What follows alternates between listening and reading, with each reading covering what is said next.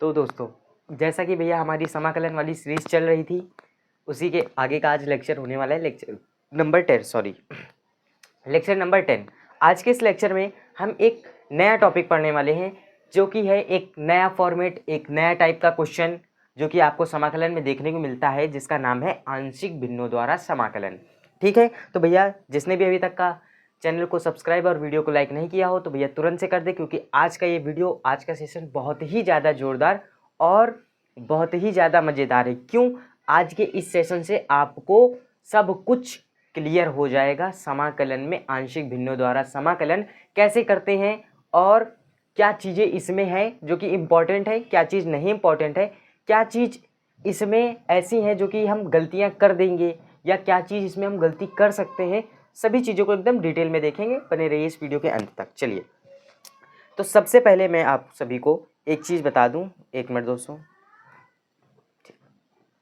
चलिए वीडियो को स्टार्ट करने से पहले तो मैं आपको एक चीज़ समझा दूं, क्लियर कर दूं। देखिए, समाकलन के हमने 9 लेक्चर कंप्लीट कर दिए हैं। अगर अभी तक आपने उनको नहीं देखा तो उनको जा करके वॉच करिएगा, क्योंकि बेसिक से अगर आप देखेंगे तो आपको वो चीज़ें ज़्यादा क्लियर होंगी। ठीक है, चलिए सबसे पहले तो हम देखेंगे कि भैया आंशिक भिन्नों द्वारा समाकलन कहते किसको हैं, ये प्रश्न किस टाइप का होता है। तो सबसे पहली बात, पहला क्वेश्चन, प्रश्न किस टाइप का होता है।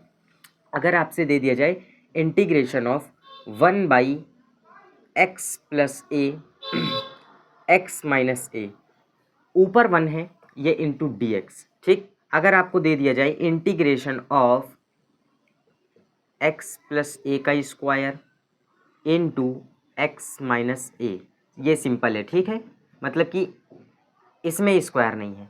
इस टाइप से आपको दिखे x की जगह पर आपका जैसे कि x ही रहेगा, हालांकि कहीं कहीं पर कुछ चेंजमेंट मिलता है देखने को। और बाकी रही बात इस a की, तो a ये कोई आपका न्यूमेरिकल वैल्यू है, कोई न्यूमेरिकल कांस्टेंट है, तो इसमें भैया कुछ भी हो सकता है। इतना चीज़ क्लियर है? ठीक, हाँ, ए आपका यहाँ पर कुछ भी हो सकता है, 2 4 5 10 12 15 20 कुछ भी हो सकता है। बाकी एक्स आपका एक्स ही रहेगा। तो इस टाइप के प्रश्नों को करना कैसे है, क्योंकि इसमें ना तो आप प्रतिस्थापन विधि लगा सकते हैं, ना ही आप इसमें एक्स स्क्वायर माइनस ए स्क्वायर वाले फॉर्मेट्स का यूज़ कर सकते हैं। जैसे कि मैंने इसके प्रीवियस वाले लेक्चर में उस चीज़ को समझाया था, क्लियर भी किया था कि भैया इसमें और प्रतिस्थापन विधि वाले फॉर्मेट, इस फॉर्मेट, तीनों में भैया काफ़ी डिफरेंस है। अगर आप ध्यान से देखेंगे तो एक्स स्क्वायर माइनस ए स्क्वायर वाले जो फॉर्मेट्स थे उसमें क्या अपने को एक चीज़ स्क्वायर में मिलती थी। ठीक है, और अगर पूर्ण वर्ग विधि बना करके हमको करना होता था तो वहाँ पर हमको समझ में आ जाता था, यहाँ पर तो पूर्ण वर्ग विधि बनेगी। अब प्रतिस्थापन विधि में क्या था, अपने को वहाँ पर उसका क्या, उसका जो अवकलन होता है, अवकलज होता है, वो हमको वहाँ पर दिख जाता है, तो वहाँ पर हम प्रतिस्थापन विधि लगा देते। लेकिन दिक्कत तो यहाँ पर ये है कि ना तो यहाँ पर हमको कुछ समझिए कि कोई वही नहीं है। एक मिनट, चलिए ये बी है, एक मिनट, इसको बी, हाँ, क्योंकि अलग अलग दोनों में रहेगा ना, सेम नहीं होता, दोनों में अलग अलग होता है। अब इस टाइप के प्रश्नों को करने से पहले मैं अब आपको 3 फॉर्मेट बताऊंगा और उनके सॉल्यूशन भी बताऊंगा। ठीक है, एक एक करके तीनों फॉर्मेट को मैं पहले तो क्लियर करूंगा, उसके बाद ही मैं आगे बढ़ूंगा। ठीक है, सबसे पहले चलिए तो तीनों फॉर्मेट को समझते हैं कि 3 फॉर्मेट मतलब कि आंशिक भिन्नों द्वारा समाकलन में सिर्फ 3 प्रकार के ही प्रश्न हैं, सिर्फ 3 टाइप्स मिलेंगे आपको, 3 प्रकार के ही प्रश्न देखने को मिलेंगे। सबसे पहला, ठीक है, integration of x plus a into x plus b, ठीक है, f x into d x. ठीक है, आपको ये देखने को मिलेगा। ये एफ एक्स परेशान मत होइए, ये 1 है। ठीक है, इधर चलिए मैं इसको 1 ही लिख देता हूँ। 1 या यहाँ पर कुछ भी मतलब ऐसा फंक्शन भी आ सकता है ना, इसलिए यहाँ पर एफ एक्स कोई फलन भी दे देता है ना, कभी कभी ऊपर फलन भी दे देता है। लेकिन होता क्या है, यहाँ पर प्रतिस्थापन विधि यूज में आप नहीं ले सकते हैं, इसलिए यहाँ पर ये चेंजमेंट मिलेगा। ठीक है, हाँ, चलिए कहीं कहीं पर x, कहीं कहीं पर कोई बहुपद आपको इक्वेशन दे देगा। दूसरा जो आपका फॉर्मेट है, इंटीग्रेशन ऑफ x प्लस ए का स्क्वायर एक्स प्लस बी, ऊपर भी आपका एफ एक्स, भैया इसमें भी कोई ना कोई फंक्शन दे सकता है। तीसरा फॉर्मेट देखिए मैं पहले तो इसीलिए देखिए मैं एकदम बेसिक से हर चीज़ को करवाता हूँ, तो इसलिए मैं सबसे पहले फॉर्मेट क्लियर करता हूँ कि भाई कितने तरह से क्वेश्चन को पूछ सकता है। देखिए मैं आपको पहले तो 3 फॉर्मेट बता दूंगा, तीनों को करने का तरीका अलग अलग है। बस आपने एक बार तरीका समझ लिया, सारे प्रश्न यूं चुटकियों में लग जाएंगे। बस ध्यान से देखिएगा। और एक में होता है आपका, एक मिनट, एक जो आपका फॉर्मेट हो जाता है एक्स स्क्वायर प्लस ए एक्स प्लस बी, ये एफ एक्स आपका इंटू डी एक्स। ये 3 फॉर्मेट आपको देखने को मिलेंगे। ये 3 फॉर्मेट का मतलब है इन 3 प्रकार में ही आपको प्रश्न पूछेगा। अब यहाँ पर कोई ऐसा निश्चित नहीं है कि x प्लस ए ही आपको दे दे या x प्लस बी ही आपको दे दे, ए और बी की जगह पर कुछ भी दे सकता है। और ये भी जरूरी नहीं है कि स्क्वायर इस पर ही लगा करके दे, इसमें भी लगा के दे सकता है। ठीक है, दोनों चीज़ों को एकदम गहराई से समझना है अपने को और बिल्कुल डिटेल में समझेंगे। तो सबसे पहले तो भैया क्या हो जाएगा अपना यहाँ पर, एक मिनट,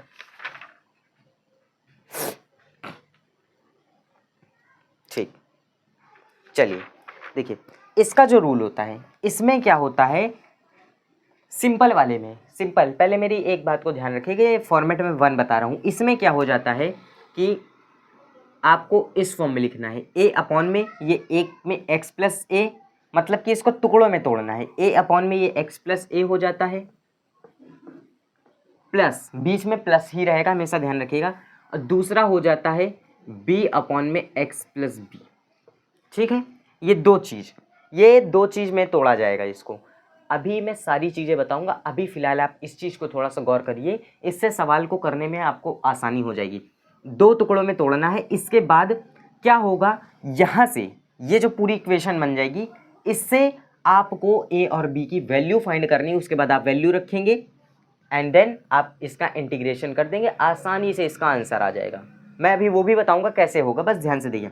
अब ये जो स्क्वायर वाला टर्म आ जाता है, ध्यान से देखिए, यहाँ पर क्या है कि x प्लस ए का पूरा होल स्क्वायर है ये, और नीचे वाले में क्या है, सिर्फ और सिर्फ x में ही स्क्वायर है, वो भी एक वाले टर्म में। मतलब कि सिर्फ है तो x यहाँ पर दो ब्रैकेट है, लेकिन सिर्फ और सिर्फ एक टर्म में x का स्क्वायर है, बाकी ऐसे सिंपल लिखा है। और ऊपर वाले में क्या है भैया, x प्लस ए का होल स्क्वायर या x प्लस बी का होल स्क्वायर दे सकता है। ठीक है, दोनों में से। तो जो इसमें जो फॉर्मेट यूज होता है, एक बार आपको x प्लस ए स्क्वायर को एक बार ऐसे लिखना पड़ता है, एक बार x प्लस ए को अलग लिखना पड़ता है, x प्लस बी को एक बार लिखना पड़ता है। ठीक है, अब देखिए मेरी बात को ध्यान से समझिए, जो टर्म स्क्वायर वाला है वो 2 बार लिखा जाएगा। कैसे 2 बार, जैसे कि x प्लस ए का स्क्वायर है, तो मैं यहीं से स्टार्टिंग करता हूँ, यानी कि मैं लिखूंगा a अपॉन में, पहले तो मैं एक बार ऐसे सिंपल लिख दूंगा x plus a, and then मैं प्लस करके अब b अपॉन में, ठीक है, वो a हो गया। अब b अपॉन में x प्लस ए का स्क्वायर कर दूंगा। ठीक है, ये सिर्फ स्क्वायर वाले टर्म के लिए है। अगर b वाले टर्म में स्क्वायर होता तो मैं b लिखता, यहाँ पर x प्लस बी का स्क्वायर बचता, क्या हमारा वहाँ पर x प्लस ए बचता, लेकिन यहाँ पर तो हमारा x प्लस बी बच रहा है, तो हम यहाँ पर c अपॉन में x प्लस बी लिखेंगे। ठीक, हाँ, ये फॉर्मेट इसका हो जाता है। अभी सब कुछ क्लियर होगा बिल्कुल डिटेल में, बस बने रहिए वीडियो के लास्ट तक। ठीक है, तो ये हो गया। अब तीसरा वाले फॉर्मेट में क्या होता है कि एक्स स्क्वायर प्लस ए वाले में, इसमें क्या है, इसके ऊपर एक रैखिक समीकरण आता है। इसके ऊपर क्या है, एक रैखिक समीकरण आता है, सिंपल सा ए एक्स प्लस बी। मतलब है कि जैसे यहाँ पर ए अपॉन में एक्स प्लस ए लिखते थे, मतलब कि इसको सेपरेट हम करते थे ना। इसमें क्या होता है, इसमें सेपरेट तो होता है, लेकिन इसमें सिर्फ 2 टर्म बनते हैं। जैसे कि यहाँ पर स्क्वायर वाले में 3 टर्म बने थे, ये देखिए। अब ये आगे, एक मिनट मेरी बात को थोड़ा सा, ये dot dot n plus dot dot n, ठीक है, ये वाला टर्म है, इसमें भैया 1 नहीं 2 नहीं 3 भी दे सकता है। ठीक है, इसमें 2 से ज़्यादा भी दे सकता है। ठीक है, और बाकी ये ऐसा ही रहेगा। हाँ, ये स्क्वायर वाले में क्या हो जाता है, ये हो जाता है ए एक्स प्लस बी, ठीक, अपॉन में ये स्क्वायर वाली टर्म, ये हमेशा स्क्वायर वाली टर्म के ऊपर ही होगा रैखिक समीकरण, चाहे फिर वो बी में हो चाहे फिर वो ए में हो। फिलहाल यहाँ पर तो मैंने ए में लिख रखा है, तो इसलिए मैं इसको ए में करूँगा, और ये हो जाता है सी अपॉन में, एक मिनट, ये हो जाता है सी अपॉन में एक्स प्लस बी। बस ये 3 फॉर्मेट क्लियर है। अब मैं आपको प्रश्न को हल करवाऊंगा, कैसे आपको प्रश्नों को हल करना है। अब देखिए, मेरी इस बात को थोड़ा सा गहराई से लीजिएगा।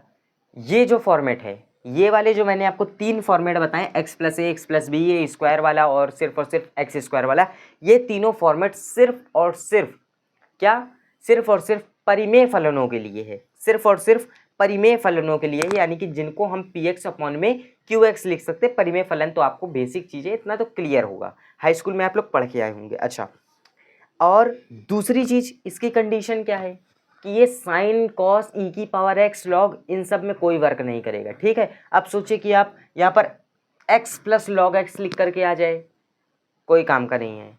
एक ही जगह पर न्यूमेरिकल कांस्टेंट होना चाहिए, न्यूमेरिकल वैल्यू होनी चाहिए। अच्छा, अब आप बोलेंगे कि अच्छा एक काम करिए, थोड़ा सा हमको हिंट तो दीजिए किस टाइप का क्वेश्चन आएगा। मैं अब आपको बताता हूँ।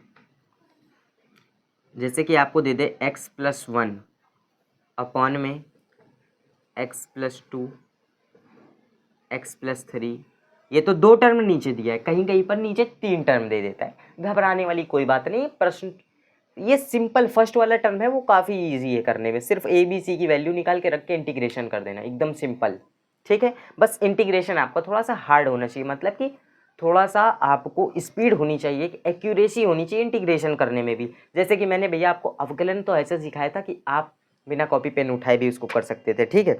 चलिए, इन तीनों फॉर्मेट को आप स्क्रीनशॉट करिए। अब मैं प्रश्नों की तरफ ध्यान दूंगा, प्रश्नों को मैं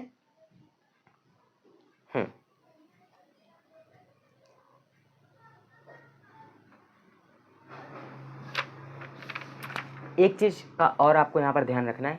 वो चीज़ क्या है कि जो नीचे वाली टर्म है, नीचे वाली टर्म की जो पावर यानी कि घात है, वो ऊपर वाले टर्म से क्या बड़ी होनी चाहिए। यानी कि अगर मैं लिखूँ इसको px अपॉन में qx, अगर इस qx की पावर 4 है तो इसकी पावर 3 होनी चाहिए, ना कि इसकी पावर 5 हो, ना कि इसकी पावर क्या 4 हो, ठीक है। इसकी पावर छोटी होनी चाहिए ऊपर वाले की, तभी ये चीज़ इसमें वर्क करेगी, अदरवाइज़ ये कंडीशंस उसमें वर्क नहीं करेंगी, ठीक है। अब इसमें क्या है, हाँ, इसको स्क्रीनशॉट करिए। अब मैं सीधे सीधे आपको प्रश्नों को हल करवाता हूँ, उसी में आपको ज़्यादा से ज़्यादा जो भी इसके बेसिक टर्म्स हैं, जो भी कंडीशंस हैं, सब कुछ उसी में क्लियर करूँगी। चलिए, सबसे पहले तो मैं आपको एग्जाम्पल सॉल्व करवाता हूँ। सबसे पहला एग्जाम्पल है एकदम बेसिक और एकदम सिंपल सा। एग्जाम्पल 1 अपॉन में x plus 1 into x plus 2 into d x, इस टाइप्स का जो प्रश्न है। अब सबसे पहले आप आंशिक भिन्नों द्वारा जो समाकलन करेंगे, इसमें सबसे पहली कंडीशन आपको सबसे पहले चेक करना है कि इसकी जो घात है, इसकी जो घात है नीचे वाली की बड़ी होनी चाहिए हमेशा, ठीक है। अच्छा, अब आप कहेंगे अरे इसमें घात कहाँ पता चली, अरे पता चलेगी, इसकी घात 1, ठीक है, इस ब्रैकेट की 1, इसकी क्या 1 1 कितनी हो गई 2, ठीक। ऊपर 1 लिखा है, 1 का मतलब होता है x की घात 0, तो बड़ी तो है, आप आराम से इसमें सॉल्व कर सकते हैं। अच्छा, अब आप कहेंगे कि ये चीज़ आप क्यों हमें बता रहे हैं कि घात छोटी हो बड़ी हो, इससे इसका क्या लेना देना। तो इसका लेना देना ये है कि अगर घात इसकी बड़ी या बराबर होगी ऊपर वाले की, तब ये ट्रिक काम नहीं करेगी, उसको हमको बैलेंस में लाना पड़ेगा। और वो कैसे आता है वो भी हम आपको आगे की वीडियोज़ में बताएंगे। उसके लिए हमें क्या डिवाइड का सहारा लेना पड़ता है, ठीक है। सब कुछ आगे बताएंगे। आज पहले तो आप आज के इस लेक्चर में थोड़ा सा ध्यान दीजिए। अब हमने इतना तो देख लिया, अब हम क्या करेंगे, जैसे कि अपने भैया फॉर्मेट मैंने अभी अभी बताया था, ये कौन सा फॉर्मेट है, फर्स्ट वाला फॉर्मेट है। हम क्या करेंगे, चलिए अब हम सीधे सॉल्यूशन की तरफ करेंगे। लिखा हमने, माना आई बराबर integration of 1 by x plus 1 x plus 2 into d x, ठीक। अब हम क्या करेंगे, इसको फॉर्मेट वाला टर्म था, ये फर्स्ट वाला था, उसको हमने किस में तोड़ा था, ए अपॉन में x plus 1 plus b upon में एक्स प्लस 2, इसमें तोड़ेंगे ना। चलिए इसको करते हैं, क्या हो जाएगा ये, एक मिनट, ऐसे लिखेंगे आप पूरे उसे, पहले तो आप इसको लिखेंगे 1 अपॉन में x plus one x plus two is equal to a upon में x plus one plus b upon में एक्स प्लस टू।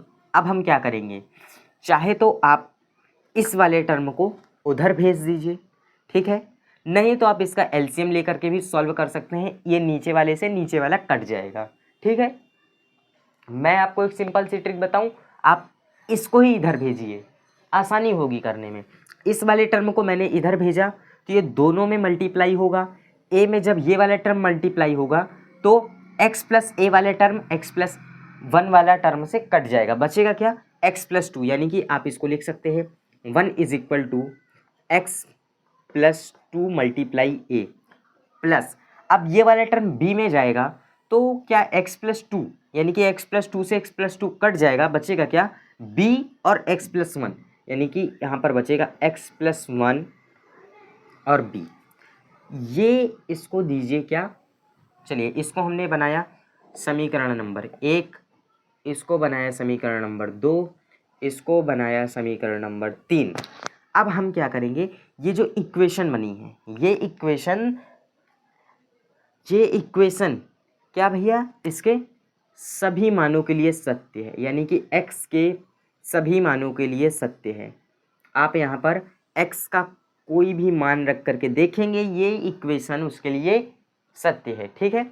अब हम क्या करेंगे, यहाँ से एक बार हम a की वैल्यू फाइंड करेंगे, एक बार b की। कैसे फाइंड करना है मैं बताता हूँ, x का डिफरेंट मान रख करके देखिए, a और b की वैल्यू मिल जाएगी। अब आप सोचेंगे x का रेंडमली कोई मान एक दो तीन जिससे आपको कैलकुलेशन करने में आसानी हो उसको आप रखिए, लेकिन अगर आप मेरे स्तर से देखेंगे तो यहाँ पर इस वाले टर्म से दोनों से एक एक वैल्यू निकालिए, रख देते हैं x की। कैसे निकलेगी, नीचे वाला क्या है x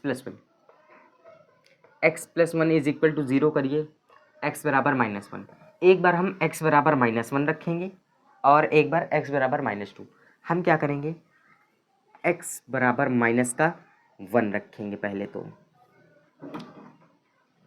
ठीक है, x बराबर माइनस का वन रखेंगे तो क्या हो जाएगा, किस में रखना है, इस वाली इक्वेशन में रखना है, यानी कि x बराबर एक माइनस वन इस थर्ड वाली में रखना है। तो क्या हो जाएगा, one is equal to minus का वन प्लस का टू ए प्लस एक्स की जगह minus one plus one cut के पूरा ज़ीरो हो जाएगा, तो मैं ज़ीरो लिख दे रहा हूँ।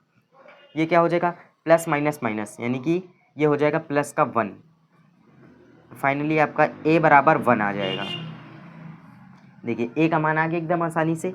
अब हम क्या करेंगे, b में क्या निकला था हमारा वो, हाँ x बराबर माइनस का टू। अब हम यहाँ पर रखेंगे x बराबर माइनस का टू। अब क्या हो जाएगा, a वाला टर्म जीरो हो जाएगा, यानी कि ये ज़ीरो हो जाएगा, प्लस ये हो जाएगा माइनस का टू प्लस वन b, और ये क्या हो जाएगा आपका प्लस माइनस माइनस, यानी कि ये माइनस का b इंटू वन, यानी कि ये हो जाएगा b बराबर माइनस का वन, b बराबर माइनस का वन, a बराबर वन और b बराबर माइनस का वन। अब हमको क्या करना पड़ेगा, यहाँ से हमको क्या करना है, a और b का मान उठा करके समीकरण दो में रखना है, a और b का मान समीकरण दो में रखना है। उसके बाद हम इक्वेशन बन जाएगी हमारी, और उसके बाद हम इसको आसानी से कर सकते हैं, ठीक है। चलिए ठीक, एक मिनट दोस्तों।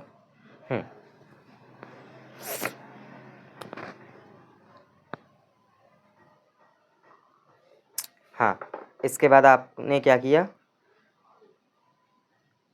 ए की वैल्यू निकाल ली, ठीक, ये ज़ीरो और ये हो गया आपका a बराबर एक और b बराबर माइनस एक। चलिए अब हम क्या करेंगे, इसका मान रखेंगे किसमें,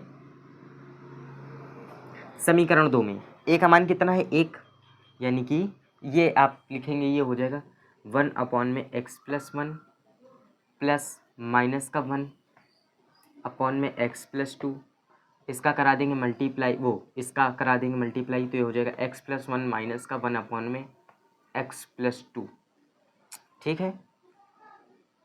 एक मिनट ये किसके बराबर चल रहा था, इसके बराबर, तब आप लिख देंगे भैया, ये मेरे पास जगह नहीं है तो इसलिए चलिए अच्छा मैं लिख देता हूँ 1 मिनट। तो ये मैं इसको लिख सकता हूँ 1 में x+1, ध्यान से देखिएगा तभी समझ में आएगा। x+2 बराबर में ये हो जाएगा 1 में x+1, 1 मिनट यहाँ पर माइनस आएगा, -1 में x+2। अब मैं क्या करूँगा, इसको दूंगा इक्वेशन नंबर 1 2 3, इसको 4, अतः समीकरण,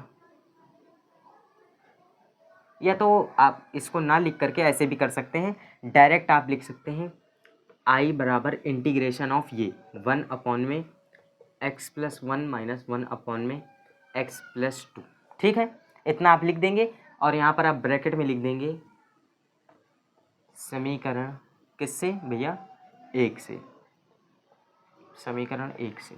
अब हम क्या करेंगे, इसको हम सेपरेट करके इसका इंटीग्रेशन कर देंगे, ये हो जाएगा I बराबर integration of 1/x+1 minus integration of 1 में x+2। ये क्या हो जाएगा, 1 में x+1 भैया लॉग हो जाएगा, ये हो जाएगा आपका लॉग में x+1 मॉड के अंदर माइनस ये हो जाएगा लॉग में x+2 मॉड के अंदर। और अगर इसको आप चाहें तो जो माइनस वाली प्रॉपर्टी होती है उसको लगा करके आप इसको लॉग में x+1/x+2 प्लस का c, इतना आप इसको लिख सकते हैं। ये आपका फाइनल आंसर होगा, एकदम 100% करेक्ट। ये आपका एकदम फाइनल आंसर होगा 100% करेक्ट। इससे ज़्यादा इसमें कुछ नहीं करने लायक है और इससे ज़्यादा ना ही तो इसमें आप कुछ कर सकते हैं। हालांकि देखिए कितना आसानी से ये सवाल लग गया है, जैसे कि मैंने आपसे बोला ही था, ये सिर्फ दिखने में कठिन लग रहा है, हालांकि ये इतना कठिन है नहीं, ठीक है। चलिए अब देखिए दूसरा जो मैं एक उदाहरण और करवा रहा हूँ, 7 उदाहरण क्या है वो 7.5 एक्सरसाइज का फर्स्ट क्वेश्चन है। हालांकि सब कुछ उसमें सेम है, सब कुछ सेम है, बस ऊपर मैंने बोला था f(x) यानी कि कोई फलन हो सकता है, तो वहाँ पर क्या x दिया है आपको। हम फिर से क्या करना है अपने को भैया,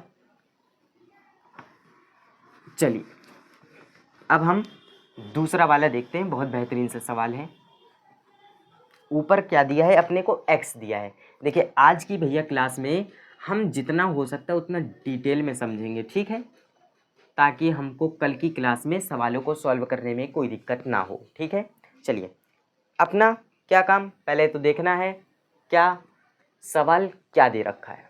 मैंने देखा भैया इस सवाल में क्या प्रतिस्थापन विधि लगेगी, नहीं लगेगी। a² x² वाले फॉर्मूले कोई मतलब के हैं नहीं, पूर्ण वर्ग बना के करें कोई मतलब नहीं, x तो दिया है ऊपर, कोई काम का नहीं आएगा। बस एक ही चीज़ दिख रही है, सेपरेट कर दे आंशिक भिन्नों द्वारा समाकलन से, भैया इसको सेपरेट कर दे, काम अपना दम 100% हो जाएगा। बस फिर क्या अपने आप को भैया तुरंत रेडी करना है। और ये पहले तो देख लेना फॉर्मेट कौन सा है, एकदम सिंपल वाला है, फॉर्मेट नंबर 1। बस तुरंत अब इसको सॉल्विंग करनी है।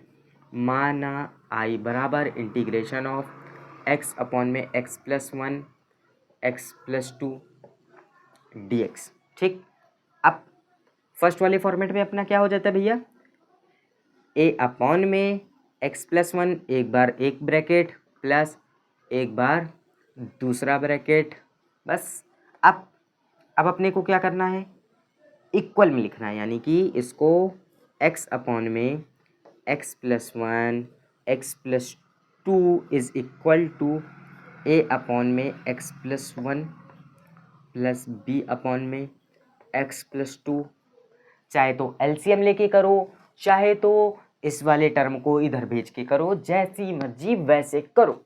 बस अपने को तो क्या है, इस सवाल को सॉल्व करना है, ठीक। जैसी आपकी मर्जी वैसे करो, लेकिन मैं बेसिकली जो आपको प्रेफर करूँगा इसको इधर भेज के करो, थोड़ा आसानी होगी करने में, कन्फ्यूज़न नहीं होगा इधर से एलसीएम ये कहाँ क्या काटा, क्यों कन्फ्यूज़ होते हो, ठीक है। ना तो खुद को हो कन्फ्यूज़, ना तो एग्जामिनर को करो कन्फ्यूज़, ठीक है। तो ये मैं सिंपली लिख दूंगा x बराबर, अच्छा हाँ इक्वेशन नंबर नहीं दिया, 1 2, अभी ये तीसरी बन जाएगी, इधर से लिखते हैं x बराबर x+1 वाला कट जाएगा, बचेगा क्या x+2। देखिए भैया जब तक आप इसकी प्रैक्टिस नहीं करेंगे, एक का सवाल लगाएंगे नहीं, कहाँ से आएगा। इसीलिए तो मैं बोलता हूँ भैया, हमेशा मैं स्टार्टिंग से बोलता आ रहा हूँ कि भैया कॉपी पेन जब भी आप मेरी क्लास देखिए या जब भी आप कुछ भी मेरे से सीखने की कोशिश करिए, कॉपी पेन लेकर ज़रूर बैठिए, ठीक है। चलिए ये मैंने इक्वेशन नंबर 3 बना दिया है।